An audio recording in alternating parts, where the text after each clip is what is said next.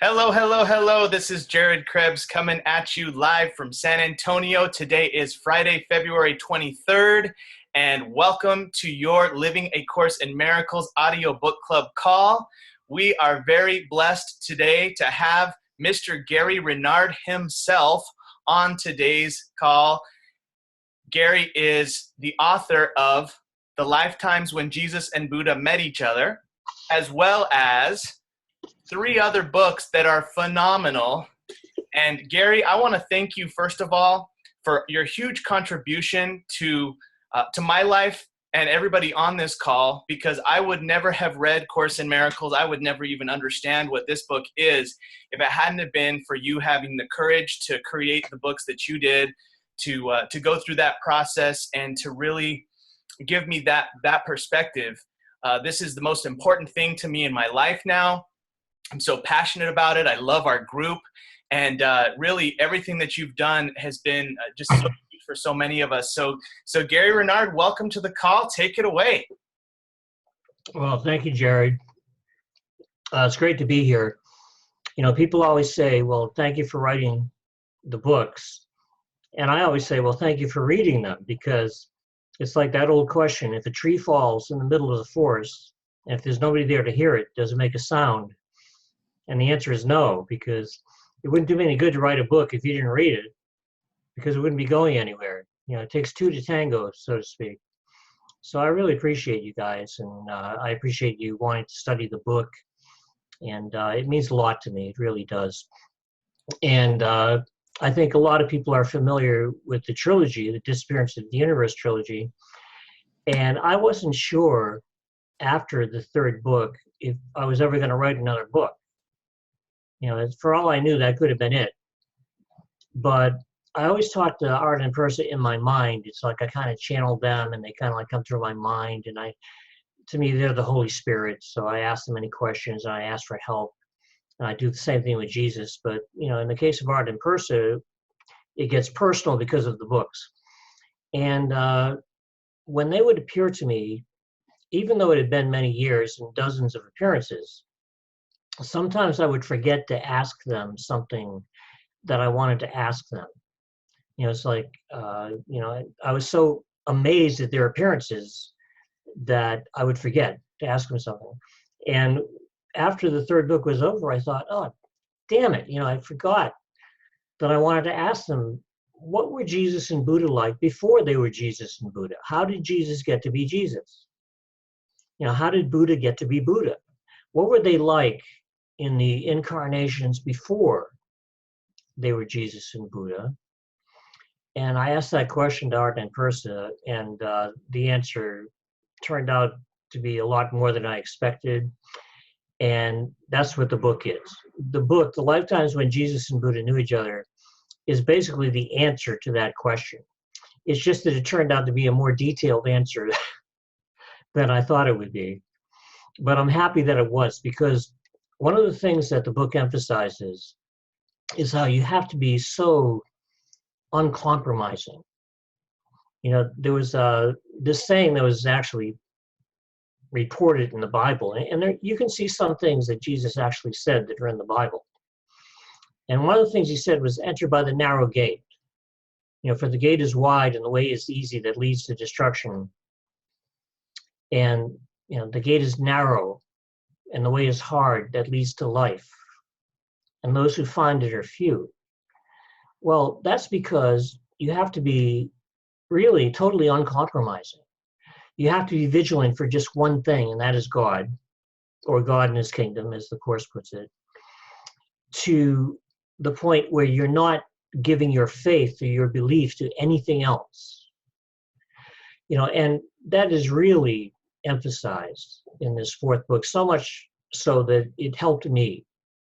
You know, it helped me a great deal to remember that when I'm confronted with situations where I want to make it real and I want to get sucked in by the world, where I can say, no, wait a minute. It may look like that's what's happening, but I know better. And that person may look like they're acting out in a strange way, but I know who they really are and what they really are. And this book really helped me to stop myself and be vigilant only for God and his kingdom. And in the progression of the lifetimes that you see in the book, you see how Jesus and Buddha in the various incarnations get more and more committed to being totally uncompromising, to the point where by the time they're hanging around with Plato, it's like they already know, look, Plato's brilliant, but he's still making it real. He's still making some of it real. And at that point, they're ready to go on. And then you really see in the lifetime where they shared at the time of Buddha, how they become completely uncompromising, which leads them into their last lifetime of mastery. So for me, the most important thing about the whole book, aside from all the lessons that you learn by, going by what they went through and what they learned, at the end of the day, it's really going to come down to being totally uncompromising for reality instead of unreality. For something that is constant instead of the illusion. And this book really brought it home for me. And I think it got me to the point where I know, and I think this is why they brought this up late in the book, I know that this is my last lifetime. I know that I don't have to come back and review anything again.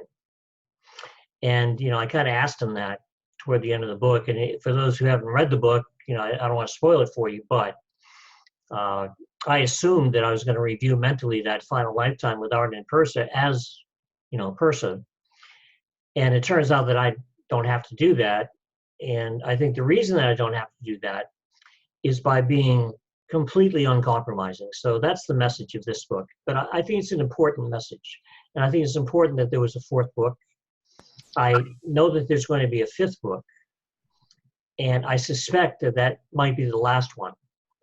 So I think it was important to have this book, and I think it's important to have one more because it's going to be about the attainment of the goal. But I think that this book is what leads to the attainment of the goal. So I'm really excited about it, and I'm very happy to answer any questions that you may have about it, because the book made a much bigger difference in my life than I expected it to.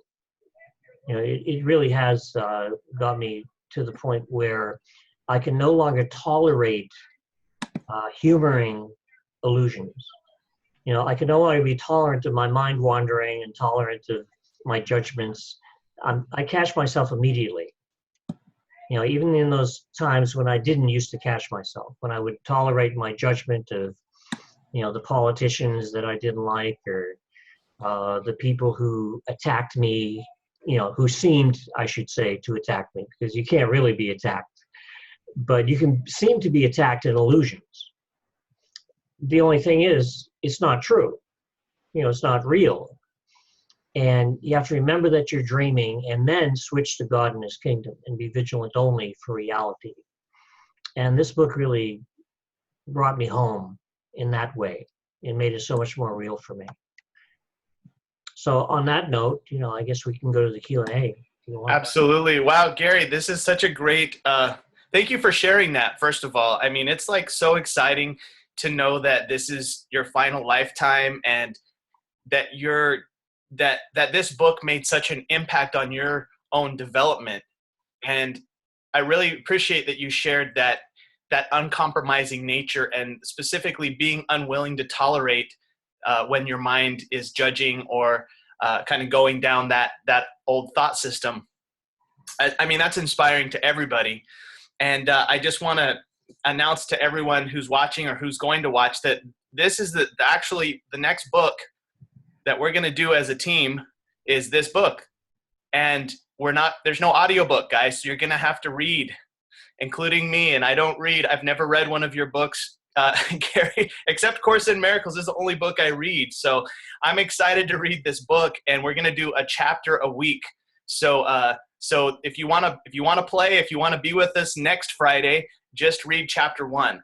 And chapter 1's only 12 pages, but the intro is 22 pages or 21 pages. So about 30 pages if you want to play, if you want to be part of our calls moving forward here on this in this book. And to get started with the Q&A, I want to give the people who have been on our calls every single week the opportunity to ask their questions first. So I want to give a specific shout out to Nathan Lively, Christian Stanberry, Langdon Tompkins, who's calling in from France at 2 in the morning. My man, glad you're here. Rosalia Peralta, Sheila Sear, and my mom, Viola Krebs, and dad, Randy Krebs. Which one of you has a question? Who do you want to ask? And who wants to ask Gary first? And then let's just go down the line, and hopefully we can kind of do laser Q&A. We'll just see how it goes, and have a great rest of our hour. Who wants to go first? Hey, Jared. Nathan, webcam. Woo! Hey, Hi. Nathan and I go Gary? back a long way. It's good to see Oh, you, so man. long. Yeah. You know, revolving spirits and such. Gary, I had a question I was going to ask, but then you said mind wandering, and I was like, that's really what I wanted to ask about. So my question is, how do I solve mind wandering?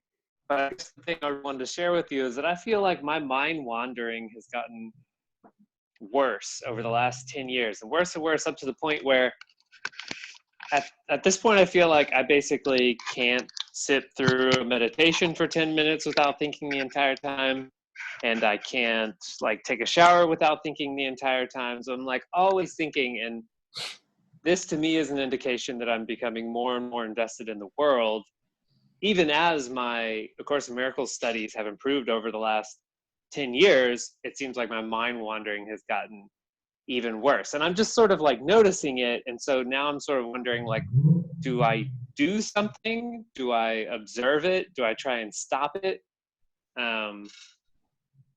So when you said that you're no longer tolerant of mind wandering, I was like, oh, I want to be that way too. Yeah. Well, Nathan, if you're noticing it, you're already halfway to solving the problem. Because that mind wandering is the ego. And it's the ego trying to interrupt your progress and keep you rooted in the world. And it can take many different forms. I've noticed it taking, forms like a bad memory, and this person did this to me, and that person did that to me, that kind of a thing. Or fantasies, which you have to have a certain amount of fantasy because it's kind of like planning. It's kind of like, oh, I'm going to do this, or I'm going to do that. That's kind of like normal, but it still takes you out of the present moment. And so the first thing, and you're already doing the first step, would be to notice it, to notice that you're doing that mind wandering thing. And then comes the hard part. And the hard part is to stop it. To have the discipline to say, oh, that's my ego, and I don't want to think with my ego. So that's when you switch to the Holy Spirit. And the Holy Spirit would say, look, you can be happy right now. You can be peaceful right now. You don't need the fantasy of the future. You don't need the bad memories of the past. You don't need to worry about something that may or may not happen. All that you have to do is just be happy right now. It's like the Course lesson there. The decision for happiness is mine. You can be happy right now. So you're already doing part of it. You're already noticing it, which is good because, who's noticing it? I mean, if the ego is doing it, and that is the ego doing the mind wandering, who is noticing that you're mind wandering? That's the decision maker part of the mind. That's the one that gets to choose between the ego and the Holy Spirit. And if you notice that you're thinking with the ego, then that is a prerequisite that gives you the power to switch to the Holy Spirit. So that's why I said you're already halfway there. But you got to take that next step. You got to switch to the Holy Spirit and say, what, I don't need that. That's just my ego, and I'm not afraid of my ego. It's no big deal. I'm just noticing that that's my ego, and I don't want to think with the ego. So then I can just switch to the Holy Spirit, and the Holy Spirit is going to give me the kinds of thoughts that are more about being peaceful right now. Not that the illusion right now is real, but that there is no past or future, and that what is present is God and His kingdom. And then you start to get more into the presence of that instead of the illusion. But in order to get there, you have to switch. from the ego to the Holy Spirit. So the next thing I want you to do, when you notice yourself mind wandering in the shower or wherever it is, notice that that's the ego and switch to the Holy Spirit. You got to catch yourself and you got to switch. You got to have the discipline to choose the right teacher. But if you do, and if you get in the habit of doing that, and I know that you can do that, and if you just get into the habit of doing it, I think that you'll be surprised in the difference it makes in how you feel, because there's a tremendous amount of peace and a beautiful feeling to be gained from that. So what does that feel like? Because I guess one of the other things I'm kind of struggling with is the you need do nothing part, because I'm like, okay, I want to switch to the Holy Spirit. All right, where's the switch? Like, I can't find it. Okay, I know holy instant. I need do nothing. I don't know. So I guess I'm wondering what it feels like for you when you notice and then you make that switch.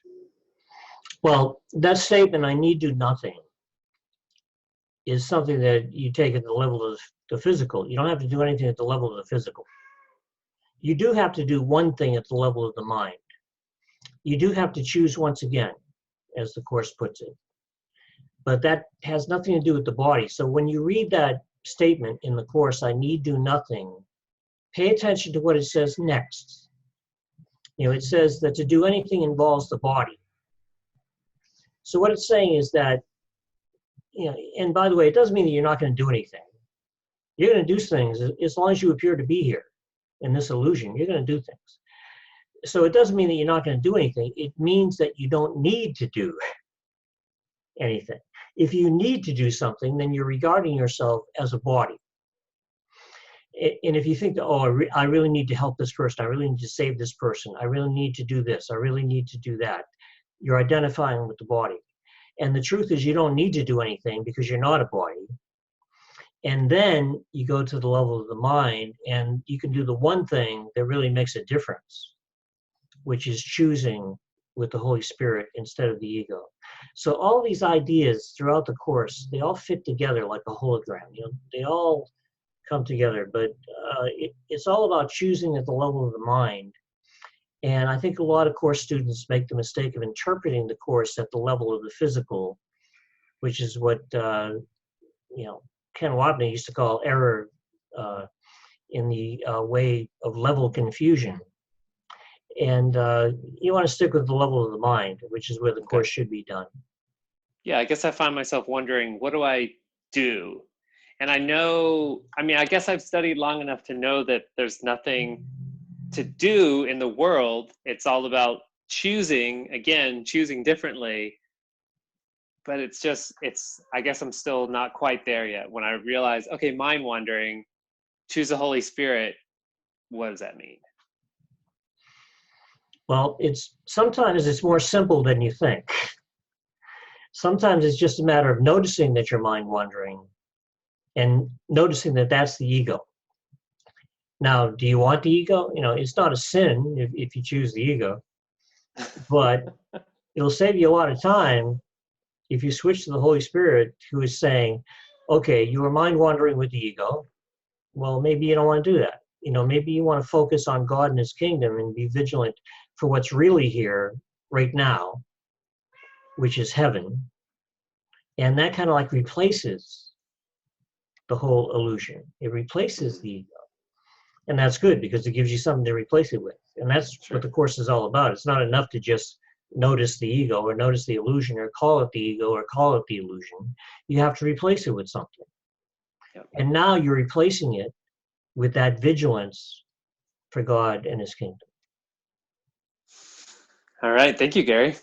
Yeah, and you can do that. I know you can. You just maybe you just have to turn it up a notch and say, okay, that's all bullshit. And now I'm going to be vigilant. I think maybe what I'll do is just ask Jared to check in on me several hundred times a day. No problem. Thanks. Thank you, Nathan. Mic drop. Okay. Who is next here of the ones that I called out? Christian Stanberry. Langdon Tompkins, Randy Krebs, Rosalia Peralta, Sheila Sear, Viola Krebs. I can go. Christian. All right. Hey, Christian. Hey, Gary. Nice to meet you, man. I've been a big fan of your books for such a long time. I've read them all, like the newest one 3 times, all the other ones at least 5, 10 times. Wow, I've only read it twice. Nice. And Christian, where are you calling in from? Calling in from Calgary, Alberta, Canada. I love Calgary. I've been there a few Awesome. times. Yeah, I think I might be coming when you visit Lethbridge shortly.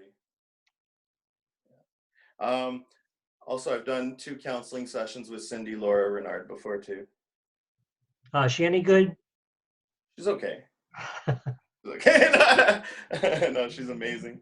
So yeah, my question, I wrote this down like 4 days ago and I'm just going to use it. And basically it's, Gary, how can I have a closer relationship to Jay or Jesus? Well, there's a lot in asking, just kind of like talking to Jesus, or what we call Jay, just talking to him like he's a friend, like he's a brother, because he's not presenting himself in the Course as being anything special. He says many bitter images have been made to him who would only be brother to the world. So Jesus wants to be your brother, and he wants to lead you out of here. One of my favorite things when it comes to your question, one of my favorite lines in the Course is when he says, imagine me leading you past the clouds of guilt, taking you by the hand and leading you past the clouds of guilt. And I assure you that this will be no idle fantasy. Well, I think you want to think of him, and usually the first thing I say when I wake up in the morning is, Jesus, I take your hand and I ask you to be in charge of my day. I ask you to be in charge of my thoughts. And that's important because the Course also says what you do is a result of what you think. So if Jesus is in charge of your thoughts, then what you do is just going to follow naturally from that. So you're not going to have to worry about what you're going to do. All that you have to do is let Jesus be in charge of your thoughts, and then what you do will follow naturally. So when I get up in the morning, I'm not thinking about, I got to do this or I got to do that. I'm thinking about, I want to be led to what I'm supposed to think, and then I know that what I'm going to do is going to be a result of what I think. Now, it so happens that on the West Coast, I get up usually about 6:15 in the morning because I watch the stock market. I trade the stock market, which opens at 6:30 on the West Coast. And if you want forgiveness opportunities, trade the stock market. That'll give you plenty of poker. I play poker, so opportunities right there. I get quite a bit of those. Yeah, and so it's like, it turns out that it's mostly about forgiveness than anything else. And the thing is, that's it. No matter what you do, no matter what your job is, it's going to come back to that. It's going to come back, whatever comes up in front of my face. And I know, based on experience, not that I'm making it real, I just know that the ego is going to throw something in my face. And the question is, what is it for? Am I going to think with Jesus? That whole Christian line, what would Jesus do? I would just change one word there. What would Jesus think? How would he look at it? How would he interpret it? Of course, he'd always forgive. Arden Person said that in the first book. When they said, what would Jesus do? They said, well, he'd forgive. And that would always be the case. So if you want to have a close relationship with Jesus, I would say start right when you wake up. That should be the first thing that you think of. Think of Jay. Think of him helping you like a friend, like a brother. And he really is a friend and a brother because he doesn't present himself as being special. He says, there's nothing about me that you cannot attain. You will be like me. In fact, you are like me, except in time, but time isn't real. So we're really the same. We're really one. And start to think of him as being like your brother and someone you can talk to. And if you're in need of comfort, he'll put his arm around you, or he'll take your hand. I remember once I was sitting and I felt this really warm brush on my shoulder. And it felt so soothing and so kind of like enticing and beautiful. And then I read the workbook lesson for the first time, maybe half an hour later. And the workbook lesson said, Christ's hand has touched your shoulder. And it blew my mind totally, because I just had this experience of something touching my shoulder. And then I read in the Course, Christ's hand has touched your shoulder. And it was like, oh my God, that was Jesus doing that to show me that he was with me. Not to prove anything, just to let me know, hey, I'm here. I'm always here with you. And he always is. You're never alone. You can't be alone. Even if you're the only one in the room, you're never alone. So think of him, you asked me, how can I feel close to Jesus? Make that the first thing that you think of in the morning, because it helps set your day. If you start off with that, then you're going to think of it more during the day than you would have if you didn't start off by thinking that. Yeah, I think about it, like as soon as I do wake up, I do put the Holy Spirit in charge. But a lot of times it just kind of feels like just words that I'm saying. And then the other thing is like, when I first got into your books 8 years ago, I did the workbook, and had many mystical experiences. And I used to be very inward during that time. I would like extremely inward. My eyes would always be closed. I would constantly be like, looking inward. And, but now I don't really do that. And, there's a part of me that's afraid. Even when you were just speaking, I could hear that you were calling me to the mind where the Holy Spirit is. And I know I can access that voice deep inside that's totally not here. But for some reason I seem to have lost my motivation. Resistance is strong. There's some fear there and stuff. So I know that I should probably just be patient, but I will definitely keep being more as vigilant. That like vigilance is huge, and the commitment and stuff. So. Well, that idea of losing your motivation is a temporary phenomenon, just like all of our mystical experiences and spiritual experiences and phases that we go through. They're all temporary, so you're not going to stay in that space where you think that you're losing your motivation. I've been there. I've been through that phase. But these phases almost never last for a year. I would say 6 to 9 months. You go through a certain phase and it's replaced with something else. So you're not going to feel the same way next year as you feel this year, in most cases. And I would say that when it comes to the mystical experiences that you were talking about, when you first start having mystical experiences, they look like they're outside of you, like they're happening out there on the screen. But as you go along and you have a mystical experience, and you don't have to have a lot of them, but the time's going to come when you're going to have a mystical experience and you're saying, oh, that was in my mind, because my mind is changing.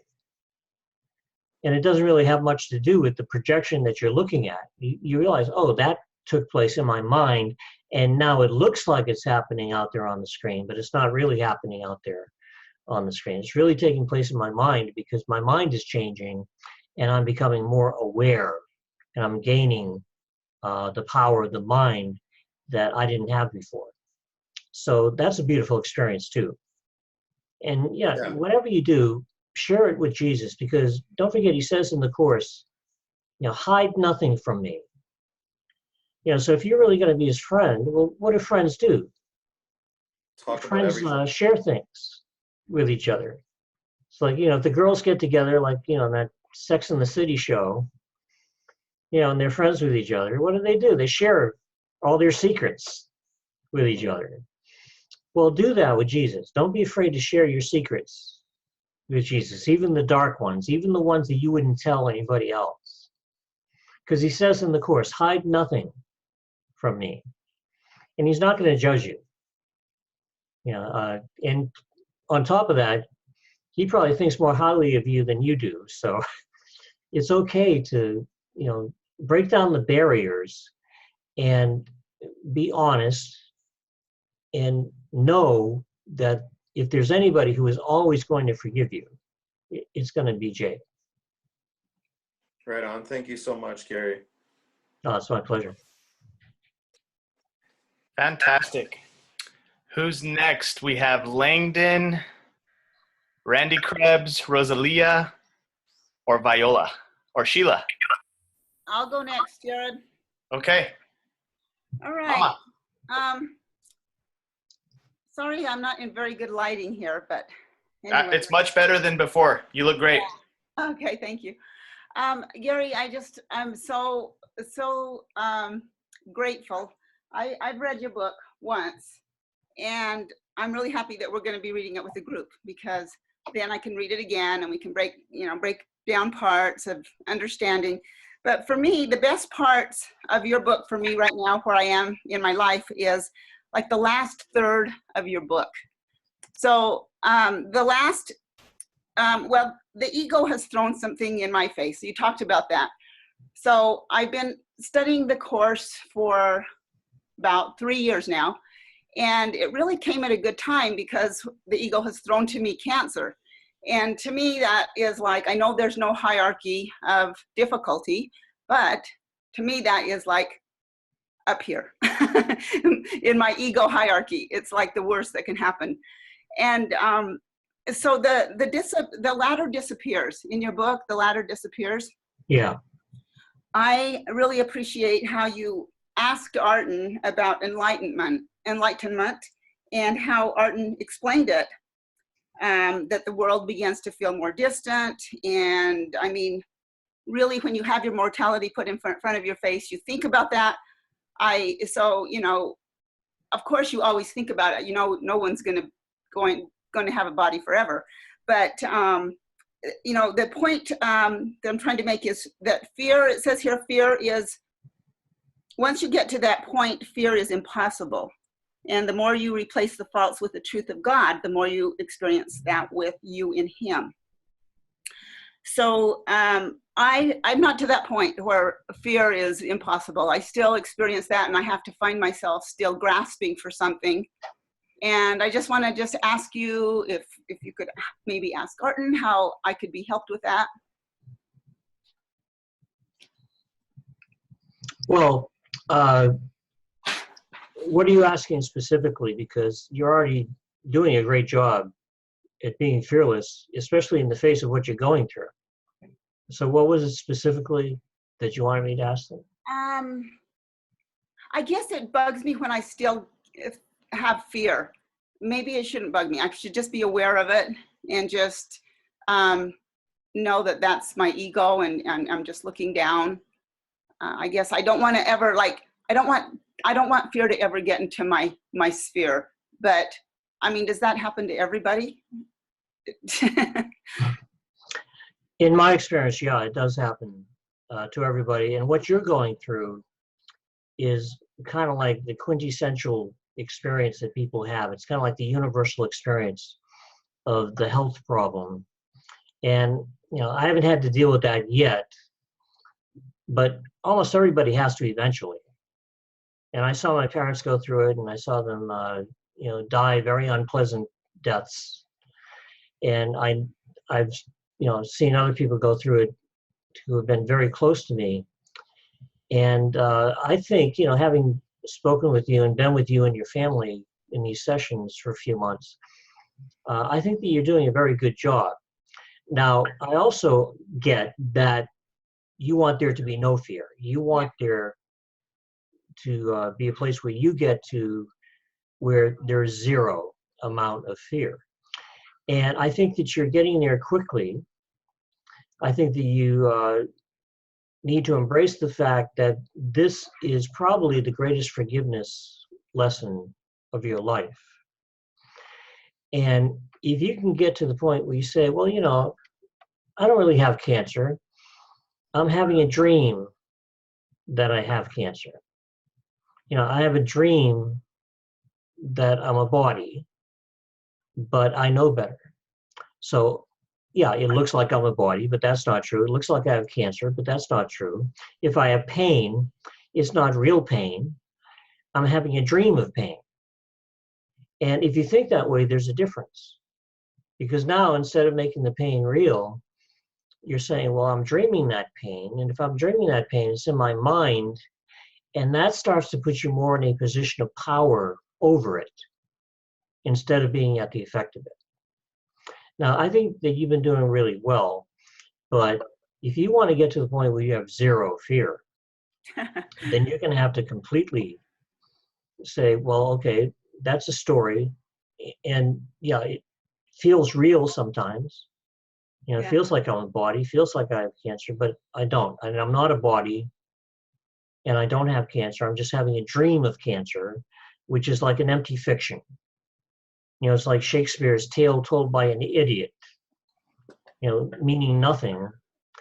And the more you think that way, because I've had pain at times, not very often, but at times, and I would say that to myself. I would say, okay, I have that pain in my knee.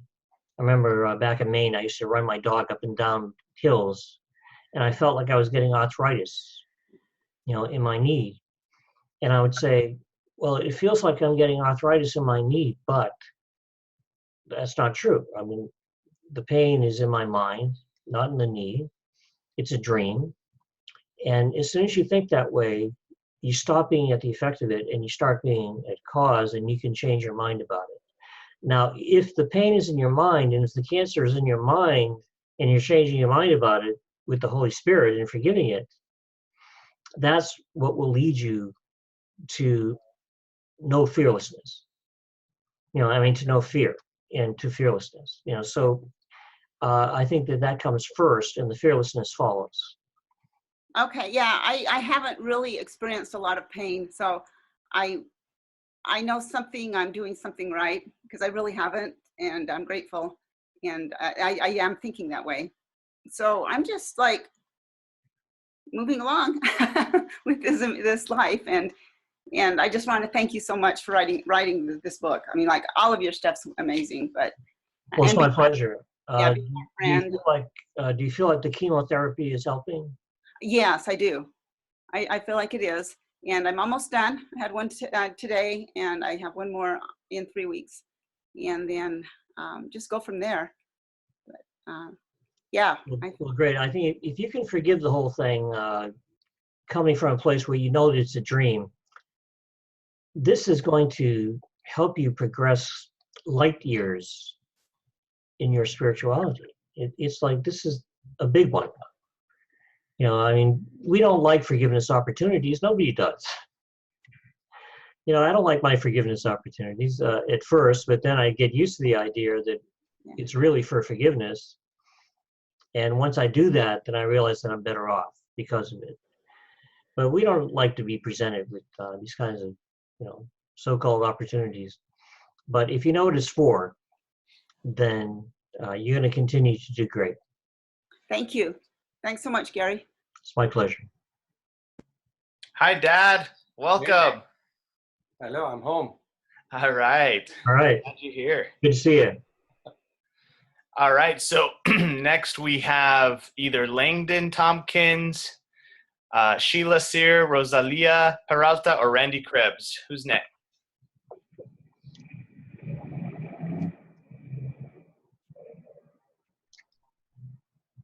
I'll go. All right. I haven't really got a France, question. Gary. Hi, I'm the guy in France who's I'm the time traveler. It's already Saturday. Huh, that's cool. I haven't really got a question, but I just want to say thank you. I came across your Disappearance of the Universe about 4 years ago, and it came on a Saturday morning. And I read it for about 3 hours, and I couldn't believe it. It was amazing.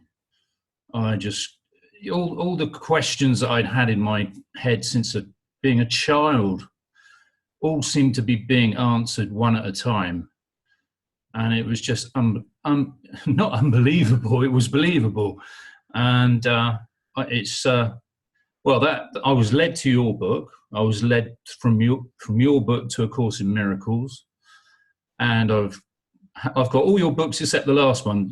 Your last one's not going to get here till the 16th of March, so I might be running late next week. Like I was a bit running late tonight. I'm sorry about that, guys. But the experiences I've experienced in the last 4 years have been phenomenal, and where I'm at the moment is peace of mind. And I've said to Jared, I wish I could bottle it and sell it, because it's so, I don't know, as the Course says, you can't really describe it, can you? You can't, the nearer you get to where you're going, you can't find the words for it, can you? So as I say, I haven't really got a question, but I just want to share my experiences with other people that might be listening who may not know anything about A Course in Miracles. They may not know anything about Disappearance of the Universe. Give it a go, because the rewards are just immense. And the power of forgiveness, the true power of forgiveness, it's so simple. It's just the practicing of it that isn't, I guess, because the ego fights dirty. And forgiveness opportunities present themselves, don't they, when you least expect it. I've had a few weeks where I didn't seem to have any forgiveness opportunities, but I've got a few now. I've got a little slow burner at the moment, but I'm dealing with it every day, which is all you can do. And I do what you do. I wake up in the morning. I actually sometimes start going through, I'm not a body, I'm free, I'm as God created me, before I actually wake up. I have some strange dreams sometimes, and I actually find myself dealing with the ego before I even wake up. And then I ask to see things, everything through the eyes of the Spirit during the day. I ask to see things through the eyes of the Spirit if I suddenly find myself mind wandering and getting anxious or anxiety or fear or anything like that. And the results are so quick in a positive way. It just blows my mind. So, yeah, I've got so much to thank you for. And that's it. I better get off, because otherwise I'll talk all night. Well, Langdon, thank you. You thanked me for writing the book. Well, I'd like to thank you for your commitment, because it takes some commitment. It's going on 3 o'clock in the morning there, and that takes some commitment just to be here, on this call. So I think that itself is a demonstration of the fact that you're serious about awakening. By the way, I'm curious, first of all, whereabouts in France are you? I'm in Brittany. Do you know Brittany? No, I've been to France only 3 times, and it's always been Paris. Right. Well, if we're about 400 miles west of Paris. Ah, okay. And Brittany is basically northern France, and we at the top of Brittany it's the English Channel, and at the bottom of Brittany it's the Atlantic. So I'm slap bang in the middle. I'm 50 miles in either direction away from the sea. Okay. But I remember that from my history lessons in high school. So right. I get the idea. I come from a seaside town in England. I thought you were from England, yeah. Yeah, I come from Bournemouth in England, which is I used to live about 6 miles away from the sea. Cool. So it's a bit weird being this far away. Yeah.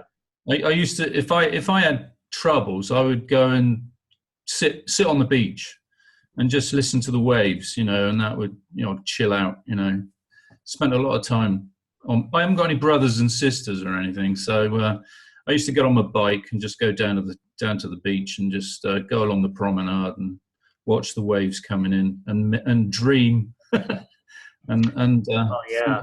stuff, I certainly understand that because, I'm kind of like an ocean child myself. I'm a Pisces, and, I'm drawn to the water, drawn to the ocean, and I grew up on the ocean, and it's difficult for me to be away from the ocean. So it's no accident that 90% of my life has been lived so close to the ocean, including here in California. I'm Yeah. so close to the ocean. I thought I'd never be able to live away from it for a long time. I always felt like I needed an edge. But I've got used to it. I love it where I am. I've just got a sea of fields now.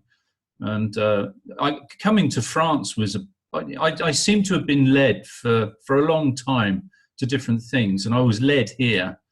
And I shouldn't really be here. I mean, it's impossible that I should be here, but I needed to be here because it's quiet and I get plenty of time to, I used to spend a lot of time thinking about rubbish. I had a head like a railway station, and there was so much trash going on in it, and I'd be joining dots up, and the ego would be making massive stories about stuff, mostly about world events. I've always been interested in history, and I see things like history repeating itself, and then it makes you angry, and you think you want to change the world and stuff like that. And now I don't. Well, I am changing the world, but I'm doing it a different way. Well, you're doing it the right way. You're doing it in a way that makes a difference at the level of the mind. People have had great accomplishments on the level of the dream, on the level of form, but then they pass away, and it turns out that it didn't really have that big an impact. What you're doing does make a bigger difference at the level of the mind because it has to do with something that can actually work, which is beyond it would take me an hour to go into that and how we're actually going to achieve world peace. But that world peace is not going to be achieved at the level of the physical. It's going to be achieved at the level of the mind. Mm. And by the way, I can relate to needing quiet time because when Art in Person first appeared to me, I was in Maine, which is a very rural part of America. And I had gone up there precisely because I wanted peace and quiet. And I had to be up there for almost 3 years before Art in Person appeared to me. And I don't think that could have happened if I wasn't there at that time.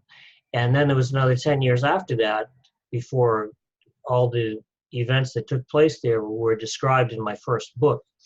But I had to be there at that quiet place and time and had this kind of like spoon-fed to me, slowly. And that's the only way that I could have started to integrate it into my life. So, I think that there is definitely a time and a place to be quiet. Mm. And I think that maybe, you never know. I mean, maybe you'll always live there, which is cool. I was called upon to do something a little bit different, a little bit radical. And because of that, I eventually busted out of that, 10 to 13 year quiet period and kind of like, put myself out there. But nobody has to do that. And I think that, sometimes it's great to be in a quiet place. I would like to be a tog. I just feel I don't know, when I'm with people, if they bring up, I don't know, if you get into a conversation, I could evangelize, but I've stopped myself doing that. I think that's an ego trick. I just wait until I'm sort of asked, and then I don't know, the words come, I think about that, I'm here for one reason only, and I'll be shown what to do, where to go, who to see, what to say. And I just find myself coming out with stuff, and I think, wow, and the responses are good. I sort of spent four sort of years in the wilderness. I didn't know a soul who did A Course in Miracles. The only person I could go and talk to about anything being an illusion was a guy I know who's a Buddhist. And we could talk about, things not being real, and he'd think I was totally crazy. And he's gone off to the Nepal for another one of his things that he does. He's obviously got work to do. But, if it weren't for him, I don't know if I'd have managed it, because I haven't had much support at home, if you might say. Although, because of the course, things have changed, I don't have arguments anymore, That's good. that doesn't happen anymore. But I get to a point where the ego turns up. I could have a discussion and it's going great, and then suddenly the ego shows up. It's just like a black, I don't know, darkness comes into the room, and I think, oh, okay, time to finish, and then another time comes, So yeah, that's how you see. I think, religion and going to church. I mean, we've all had like the Christian background, I guess, and I just never got anything from that. Whereas with this, you experience it. It's just you're on the right track, don't you? You just know. I mean, when the ego turns up. I think the Course in Miracles really is really a course about identifying the ego and when it's trying to destroy you. And once you can identify all the little tricks, and I obviously haven't identified all of them, you will get there. And the actual experience is what happened. It's for real. It's not fake in any way. I really must stop talking. Somebody else needs to talk. Well, a couple of things. And I'm glad that you're saying the things that you're saying, because once in a great while, I'll do a counseling session with someone. I don't do as many as Cindy, but once in a while, I'll do a counseling session with someone, and they'll invariably speak about some argument that they had with somebody. And I'll say to them, and this kind of like mirrors what you're saying, what if you got to a place where you knew that you would never have to have an argument again in your life? And that's possible, especially with the Course and forgiveness. You can get to the place where you never have to have another argument with anybody ever again in your life. And that's a good place to be at. Another good place to be at is what you were saying. You start to speak things and you start talking about how the world is an illusion. And I was a little hesitant at first to say those kinds of things. And I was really surprised that I was not met with the ridicule that I thought I would be met with. I thought, when I started talking about how these two beings started to appear on my living room couch, I thought people would just laugh at me and think that I was crazy. And that's not what I found.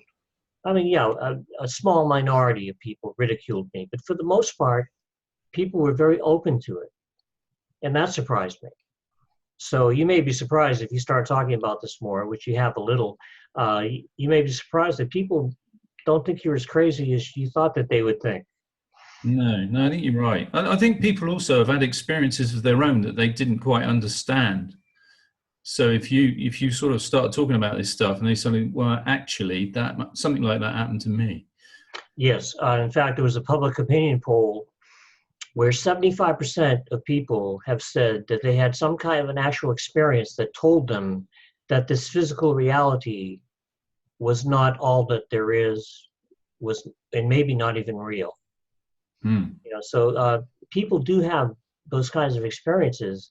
And when they have those kinds of experiences, it makes them more open to your experiences, because they'll say, oh that's what I always thought, or I've had that kind of an experience. And by the way, the other thing I want to say to you is I love France. Right. And, I love Paris. I mean, you go to Paris, you can't turn around without seeing something amazing.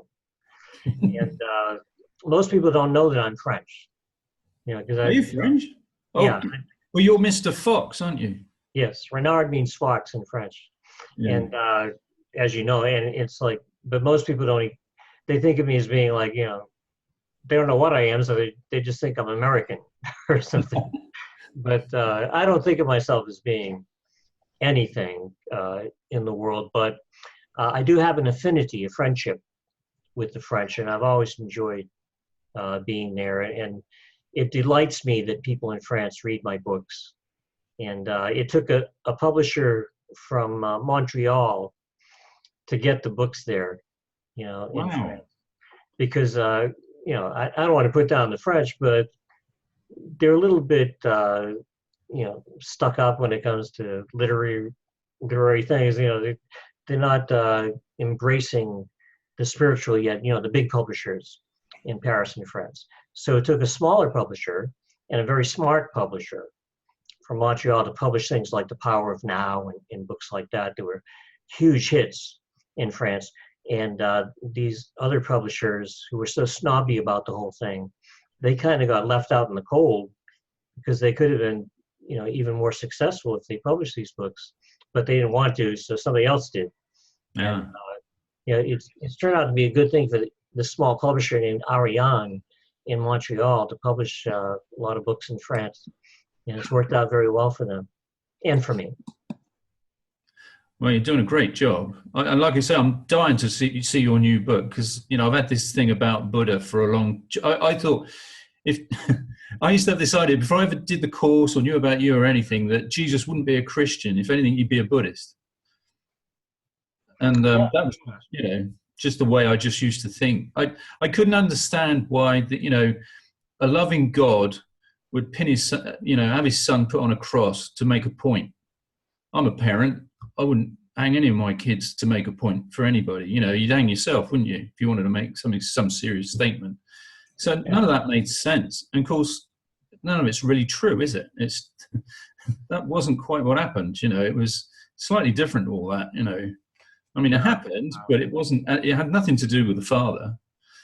Well, you'll see in the fourth book that Jesus and Buddha are a lot more similar than people thought. They're very much like each other, and then their different cultures made religions that made it look like they were different than each other, but they're really very similar.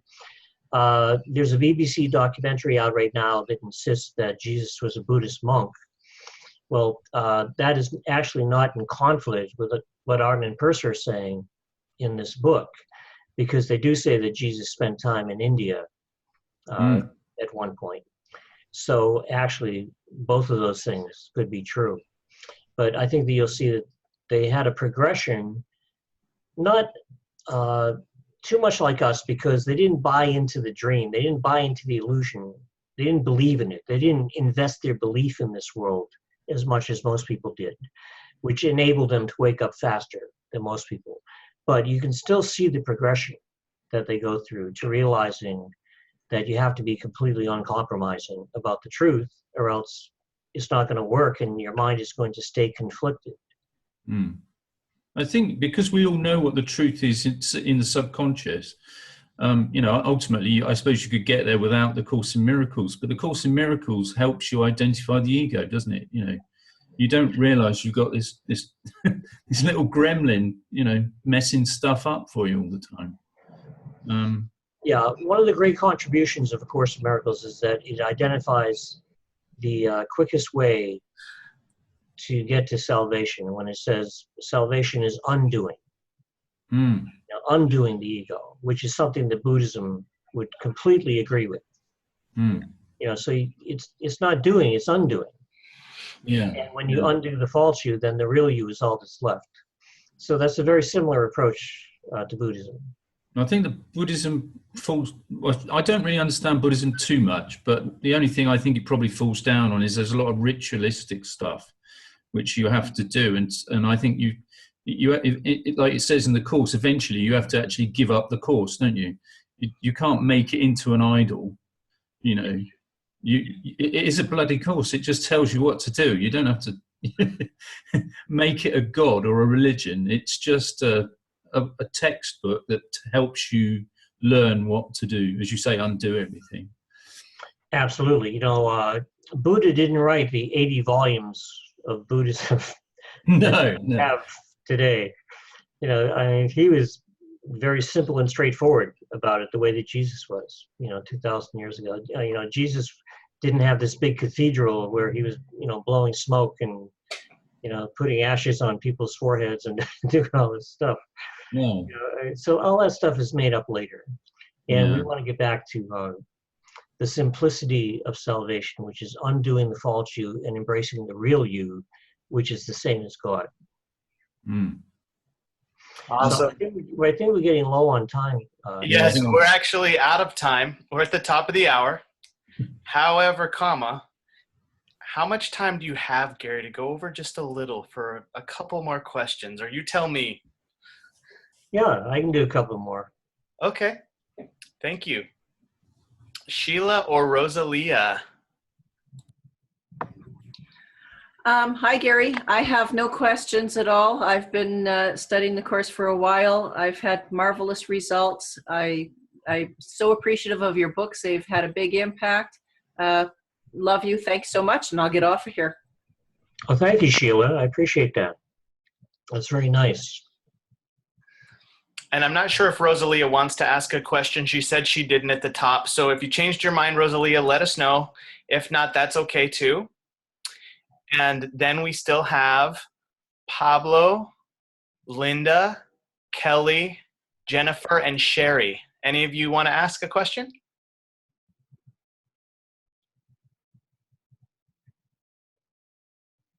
I'm good, thank you. I just want to say something to Pablo. I definitely want to go to Mexico.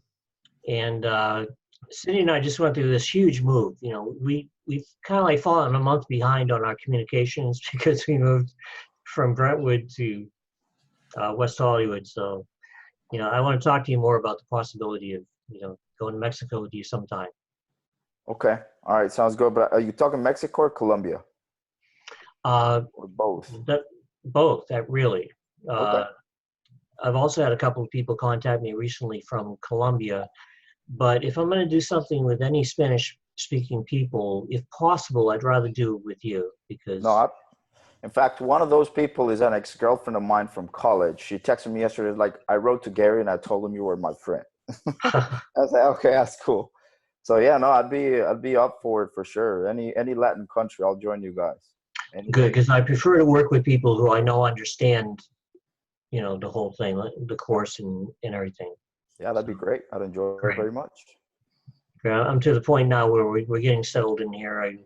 We went to a concert last night at this Saban Theater. Some people pronounce this Saban Theater. Great flamingo Spanish guitar player named Jesse Cook. I don't know if you're familiar with him, but if you look him up on YouTube or something, he's one of the greatest guitar players in the world. And we got to experience a concert with him last night here. And it was our first time really going out here in West Hollywood. And Marianne Williamson happens to speak at that theater once a month. And I haven't been there yet, but maybe I'll go and say hello sometime. Very cool. Yeah, I noticed your different background now. Before in your videos, you had the room, I guess, where you had your office with different walls. So I guess this is the new house, huh? Yeah, this is part of our office. And you can't really see it here, but it's kind of like this old-fashioned 1930s French-style townhouse with these big windows, these big open windows. And it's really cool. And Cindy just loves it. I mean, she's just beside herself. She just loves it so much. And, you know, if she's happy, I'm happy. You know, I don't really care as much about architecture, but if she's happy, I'm happy. I'm a smart guy. I know it's good for me. Very cool. Love it. All right. Anybody else? I do have a question, but I want everyone who wants to ask a question to go first. Sherry, Jennifer, Kelly, Linda. Anyone? Do your question, Jared. Go ahead, Gary. I was just going to say something to Jennifer. I don't think that I'm ever going to buy a house in, you know, Austin or San Antonio or anything. But if you ever move to Hawaii, I might buy a house from you. So you may want to consider that. There you go, connections. Oh, Sherry Bender has a question from San Diego. She's muted. I'm going to unmute you, Sherry. There you go. Thank Sherry you, Jared. from San Diego. Hello, everyone. Hi, Gary. This is Sherry. Hi, Sherry. Hi there. I'm new to Course in Miracles, but feel through osmosis via Jared and Randy and Viola. Maybe I have a little bit of a baby head start, so I'm looking forward to digging into your materials. I just have a question for you. I guess I'd like to know your opinion on, I guess I'll call it like spiritual manifestations that sometimes are apparent, and I'm not sure really what to do with that. I've just had some experiences probably throughout my entire life, I guess. And I was raised in the Midwest, Baptist, nice family, nice people. And I also kind of studied Buddhism here in California and still retain a lot of my belief, I guess, that, you know, Jesus is our connector and our teacher and I guess our model. And as I've kind of gone into adulthood, I feel like I'm still having these instances where I'm kind of seeing, I guess I'll call it a manifestation. I don't know a better word for it. I know what I was taught as a child, but I don't know if I believe that. And I'm just wondering if you have any opinion on that, or if that's just something I should notice and be aware of, and that's simply all it is. Well, how would you describe that manifestation? It's been very different. Probably my earliest memory was seeing something walk by my window when I was a child on the farm in Iowa, and then kind of dissipated. And it looked like a man. To my child's brain, I just simply wrote it off as my neighbor walking by, which I realize makes no sense, but it's just what at the time how I kind of rationalize it. And as I've gotten older, I tend to see forms. I usually can make out features. Sometimes, one time an experience in New York in a home that I knew had a lot of activity, but the person was very much clear to me, like a long black coat, or a dark coat, I should say. I could see the face. I could see, and it, again, kind of, I'll just say it not really walked by, but sort of floated by the room I was in. And then when I went to the hall to see where it went, it was gone. You know, that type of a thing. I've probably had it happen 20 times, different locations, unexpectedly. Sometimes I have a weird feeling, and then I'll have something happen after that. I just kind of want to know what I'm supposed to do with this information. Is this just something? I'm on the phone. No, no, I'm not sure what I should do with it. I don't really know what my question is. I'm just a little confused as to why these things are here, or should I be doing something? Is it just something I notice? I don't know. I'm just asking you, maybe based on what I know of you in terms of your life experiences. Well, I totally get it, because, you know, I've had those kinds of manifestations and experiences in my life. And the truth is, there are two different kinds of manifestations. There are those that are of the Holy Spirit. And some of those manifestations that you're having are the Holy Spirit trying to communicate with you. And if it's the kind of thing that makes you feel peaceful or happy, or like you're being led in the right direction, that kind of thing, that is definitely the Holy Spirit. And in that case, what you want to do is listen. So when the Course says all are called, but few choose to listen, what you want to do is listen. On the other hand, if it's kind of like a ghostly type presence, which I've also experienced, well, that is the ego, because that ghost thinks that it is separate, you know, and it's kind of like not sure of what to do. It's kind of like caught in between this place and the next place that it's supposed to go to. And if you have the experience that it's kind of like an apparition that is not, you know, teaching you peace, but that is kind of like calling out for help, then what you want to do is you want to talk. You want to be the one who's doing the talking. So if it's the Holy Spirit, you want to listen. If it's the ego, then you want to communicate with that apparition, because that's what it needs the most. It needs for you to say, hey, you don't have to be here anymore. You don't have to keep reviewing this thing over and over again like you're wandering around doing the same thing.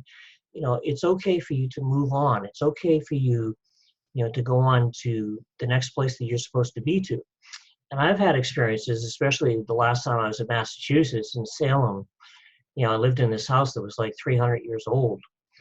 And I knew that there was what people would call a ghost there. And once it walked right through me. It felt like death. It was ice cold and deathly. And I communicated with it. And I said, you don't have to be here. There's something better for you. It's time for you to move on. It's time for you to go to where you're supposed to go to.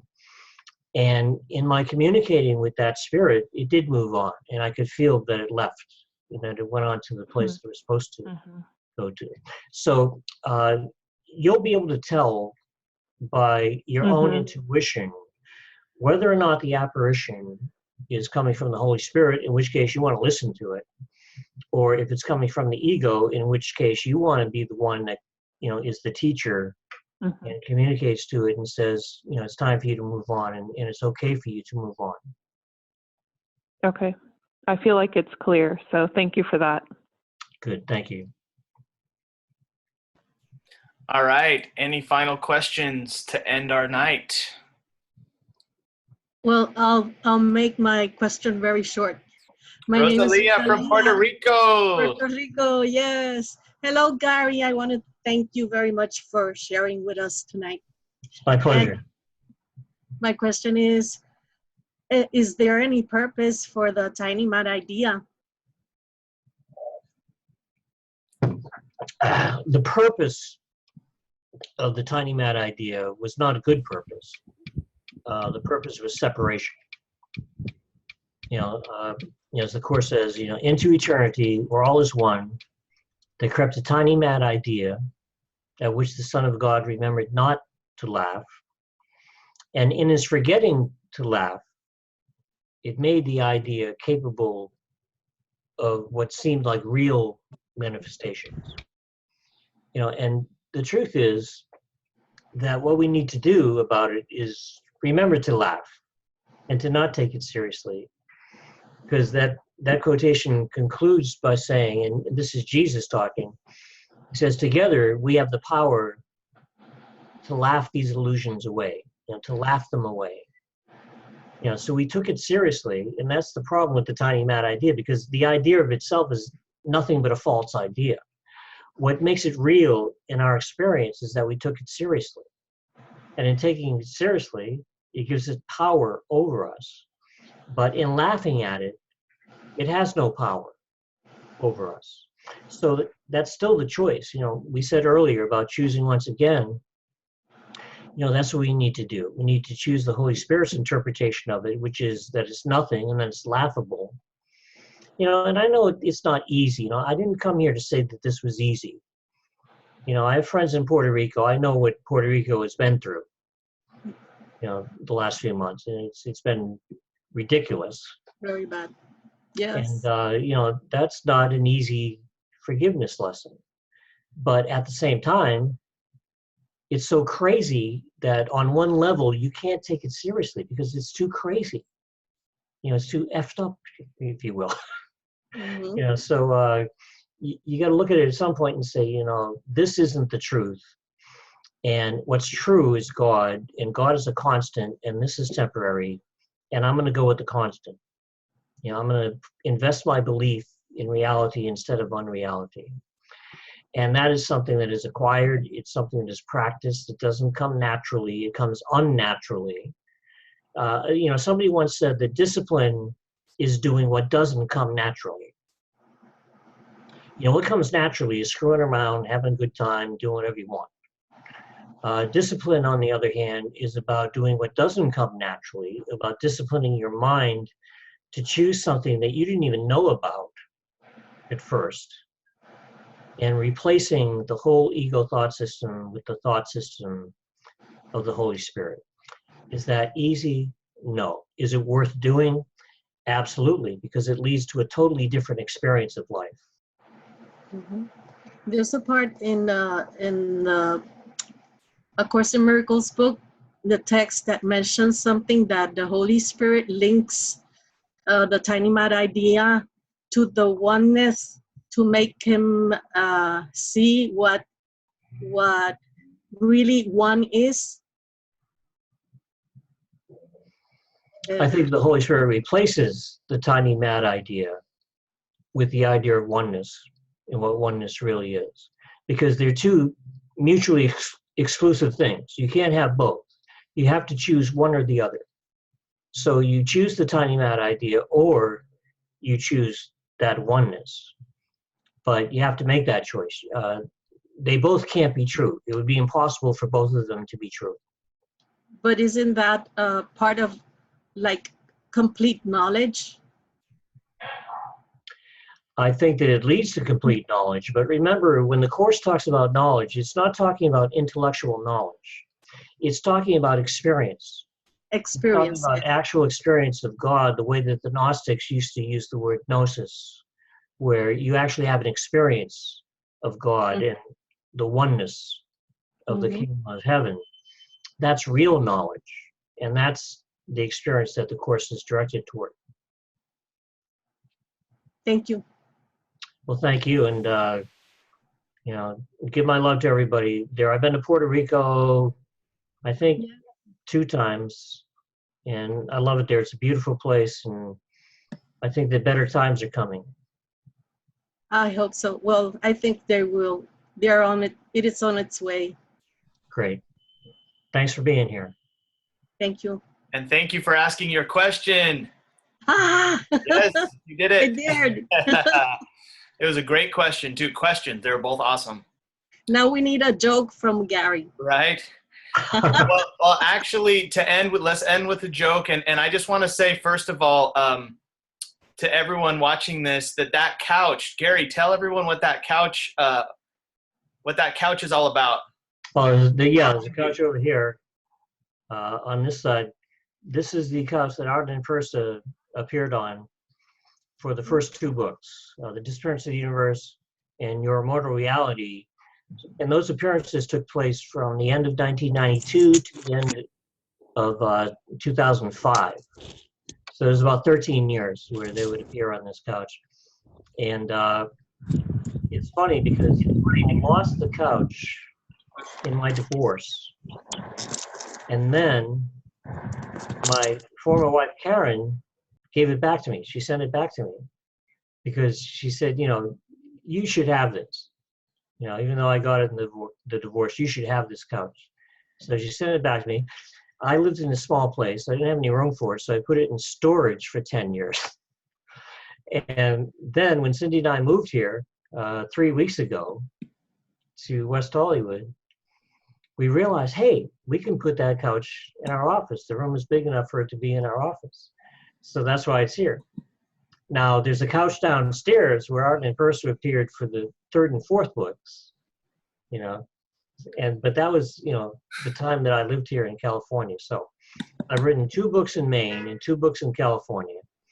The couch that they appeared on in the 3rd and 4th books is downstairs, but the original couch that they appeared in is here in the office here. So that's the story behind that couch. And I only have it through the generosity of my former wife, Karen, and me, who are good friends. And we've become even better friends, I think.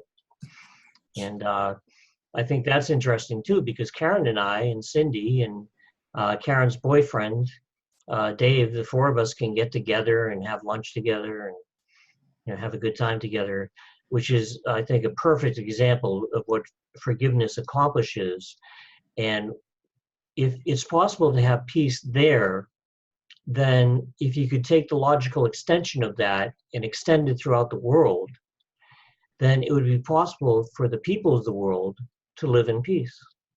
So why not go all the way with it? And I think that's the Holy Spirit's plan. I think that the plan is, and I don't know exactly what date this is going to be accomplished. I don't think it's going to happen in our lifetime. But I think that the time will come when the people of the world will live in peace. And after that time, we'll start to disappear because there won't be any reason for us to continue to be here.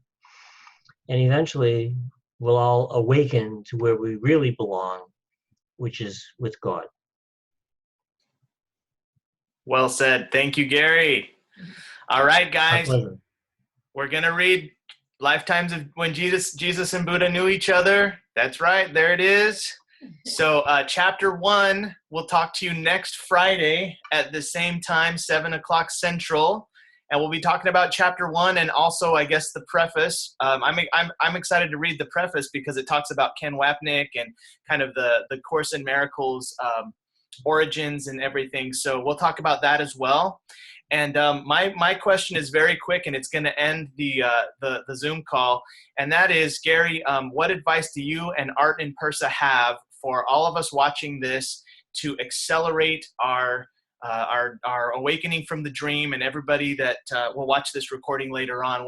How can we end the call with some advice from Art and Persa and you? I think you already know what I'm going to say, Jared, but it's like, I just wanted to mention, after you've gone through all the chapters and you're done, I'd be happy to come back on, and because I'd love to get people's impression of the book and what they got from it and what it meant to them. That would mean a lot to me. So, you know, whether it's 3 months from now or whatever, I'd be very happy. Fantastic. To do that. And I think that what we need to do is exactly what this book is teaching. And if you want to really attain enlightenment, you're going to see in this book, Jesus and Buddha got to the point where they refused to compromise, where they said, look, the truth is true and nothing else is true. And then, and this is more where it gets experiential, when I go to judge something, if it's even if it's for like 1 second, I go to judge something, I get to the point where I can stop myself and say, that's not the truth. And, you know, I'm having this dream, and I can replace that. And I can replace that with my belief in God. So it looks like that's what's here, but I know better. I know what is really here, which is God, which is love. And that can be my experience instead of this vast illusion that we appear to be experiencing. And you know what the fun thing is that you can still have fun with the phony experience, knowing that it's not true. So you can still go out to dinner, and you can still have a good time, and you still go to the movies, and you can still go to a concert, and you can still have a good time and enjoy it. And you know that you're dreaming it. And in a way, it makes it even more fun. You know, so there's an irony there. We actually end up enjoying your life more instead of less. You know, people think, oh, I'm going to give up my life. Well, no, it's going to, you know, look like it's there. The difference is you end up enjoying it more because you're not at the effect of it, so it doesn't hurt you the way that it used to. So it's a win-win situation, you know, but you have to be uncompromising, and that's why I want to come back at the end and get people's experience of the book. Fantastic. Hey, Jared, before you cut off, I want to say something in addition to that, or you know, to tag on to that. As part of the uncompromising attitude, is read. I mean, we have the tools. It's Gary's books, Ken's books, and the course. Read so you can get the thought system. I mean, the course gives you the Holy Spirit's thought system that you have to own it deeply. Why? Because it's all about holding that thought system in your awareness all the time. That will allow you to spot the ego and to make a decision right then. I don't want this. You let it go, and then you replace it with truth. So it is reading and reading and reading and reading. And like, I can't remember the name of our friend.